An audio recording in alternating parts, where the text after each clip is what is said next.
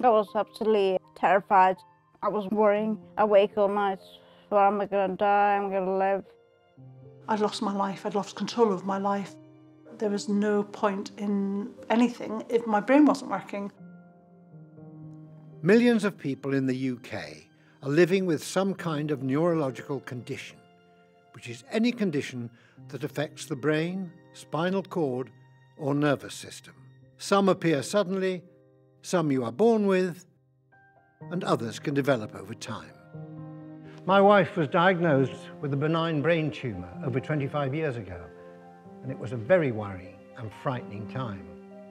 So I can really appreciate the important work of the Brain Charity. They're here to guide and support people through those worrying and lonely times, helping them to pick up the pieces so that they and their families can rebuild their lives. Lindsay is 60. 10 years ago, whilst working in education, she suffered a severe attack, which was confirmed to be multiple sclerosis. I lost power in my legs and I lost my eyesight and I lost power on the right-hand side of my body. It took me about 6 months to be able to learn to walk again. And then in 2019, she started to notice that something wasn't quite right. I would sit down with a task that used to be really simple and straightforward, and I wouldn't know how to engage with it. And I felt very lost and hopeless. I really felt my life was over. Lindsay saw a specialist who identified that everything she was experiencing was due to her MS. As it was located in her brain, she was advised to seek help from the Brain Charity. I picked up the phone and spoke to Janet from the Brain Charity. Hello, Janet. Hello, Lindsay. And it was a life-changing moment. The important thing is to realise that I can help to support you to make the phone call. Their information and advice team were able to offer practical support about living with a neurological condition. She completely got it. She was so knowledgeable in brain conditions and the impact it has on every single part of your life. That's the first time anybody had said that what I was feeling was normal, and the first time I felt that maybe I was normal. She told me that there was a future and there was hope and that we could sort this out. For somebody whose life had completely disintegrated, being able to sort it out was the single most important thing. And she gave me confidence that I could do that. The practical impact of a diagnosis can be devastating. People can lose control of their lives, their finances, even face unemployment. There's also the emotional impacts to consider too, which can be difficult to cope with. I love being a teaching assistant. I love being with the children. I love my job and it gave me a lot of happiness. Rachel is 49 and worked as a teaching assistant, but after a fall at home, she became seriously ill and went into a coma. She had experienced a brain hemorrhage. I was in hospital for 3 months. I was in a wheelchair. My speech was quite affected quite severely. I couldn't talk very much. I was very frightened. I didn't know how I was going to be. And I learned to walk again and feed myself and dress myself. As Rachel recovered, she was told that doctors had also found a cluster of abnormal blood vessels in her brain, which needed to be removed. I was absolutely terrified. I was worrying. I wake all night. Well, am I going to die? Am I going to live? Fortunately, the operation was a success, and Rachel was able to go home to continue her recovery. But emotionally, she was struggling and found life very hard to cope with.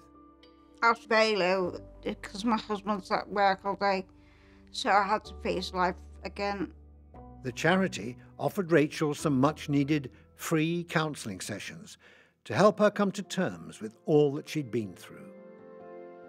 I was having terrible nightmares, and the counselling service at the Brain Charity really helped me. The nightmares completely went away. They'd helped me to get on with my life. Once she'd completed her counselling, Rachel felt she wanted to give back to help others, and so became part of the charity's befriending service. Hi. It's Rachel calling from the Brain Charity. It means a great deal talking to other people who need some help and support, because the brain charities helped me a great deal. Picking up the phone and talking to them helps me emotionally. Support during difficult times is undeniably important. Given that research has found having a neurological condition can mean you're more likely to have depression or anxiety, it's fair to say the Brain Charities counselling and befriending services are vital.